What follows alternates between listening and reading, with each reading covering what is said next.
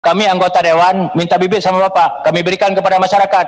Ini kamu tanam, kami semangatin. Ini hebat, bagus. 2 tahun kemudian tak berbuah. Yang efek kami anggota dewan.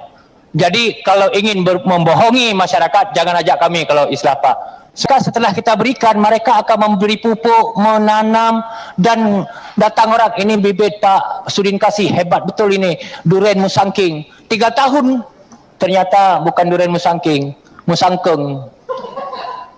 Ketua, Wakil Ketua, seluruh anggota, serta para kementerian yang saya banggakan. Pertama, teman-teman tadi telah bertanya banyak hal, terutama menyangkut dengan kualitas bibit.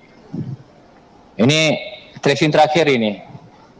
Kita sudah bahas anggaran dan insya Allah ini akan menjadi anggaran negara yang dibayar untuk masyarakat. Sebanyak apapun anggaran, kalau bibit ini enggak berkualitas, akhirnya sia-sia.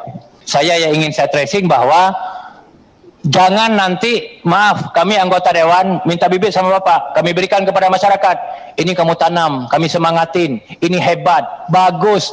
2 tahun kemudian tak berbuah. Yang efek kami anggota dewan.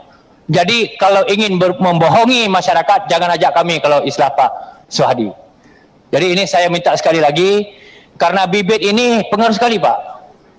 Karena mereka setelah kita berikan, mereka akan memberi pupuk, menanam, dan datang orang, ini bibit Pak Sudin kasih, hebat betul ini, durian musangking. 3 tahun, ternyata bukan durian musangking, musangkeng. Yang korban siapa? Pak Sudin. Begitu juga kami lainnya. Ini sekali lagi saya mohon sangat, mari kalau memang daripada kita menebar benih yang begitu banyak, bibit yang begitu banyak tanpa kualitas, bagus kita berikan kualitas walaupun sedikit. Terima kasih. Assalamualaikum warahmatullahi wabarakatuh.